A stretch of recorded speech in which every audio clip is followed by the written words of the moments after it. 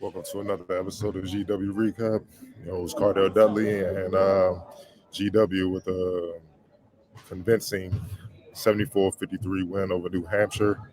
Um, Defense is the theme of tonight. There's no other way of putting it, man.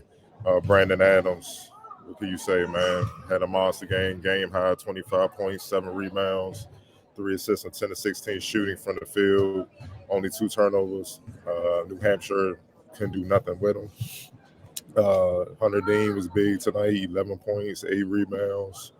He only had 1 block, but he might have countered and and and, and his defensive presence at the basket was just off the charts.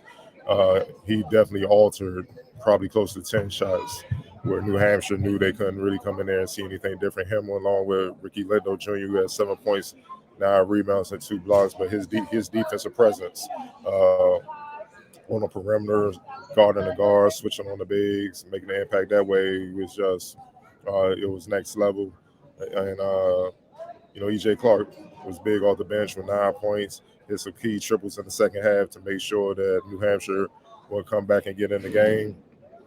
Looking at New Hampshire, they was led by their leading scorer, Clarence Daniels II. He had 13 points, 4 rebounds, 3 assists, and Matt Herasme with 13.6 rebounds, 5 of 10 from the shooting, and Nazim Derry, who had a bunch of threes in the first half. They found a way to cool him off in the second half when they pulled away. He had 11 points on 3 of 7 shooting from deep. Look, this was an impressive win in the sense that they won without James Bishop having to be a monster offensively and score a lot of points. He only had 8 tonight, and he didn't need it.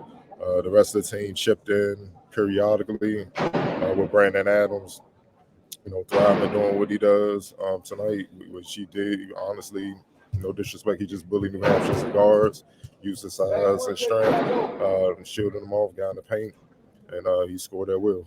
And it was, they really couldn't devise a defense to really stop him. He got wherever he wanted on the court, especially in the paint.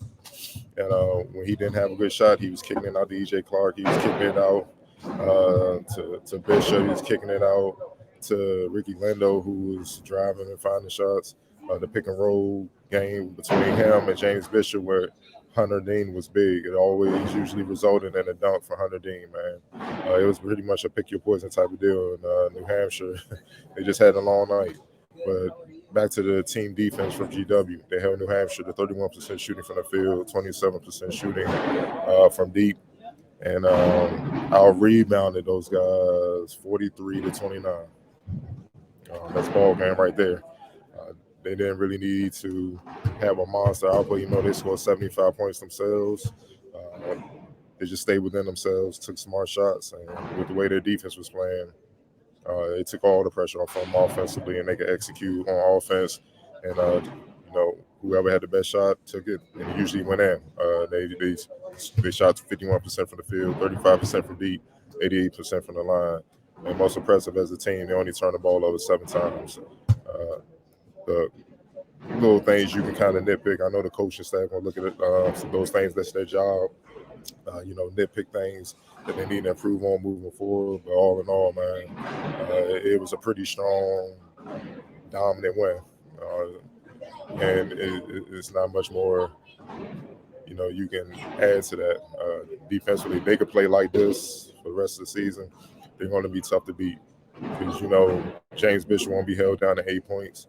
And with the way the other guys were executing and playing, like Brandon Adams and Ricky Lindo and EJ Clark, it'd just be too tough to beat them with what they can do on both ends, man. So, strong game.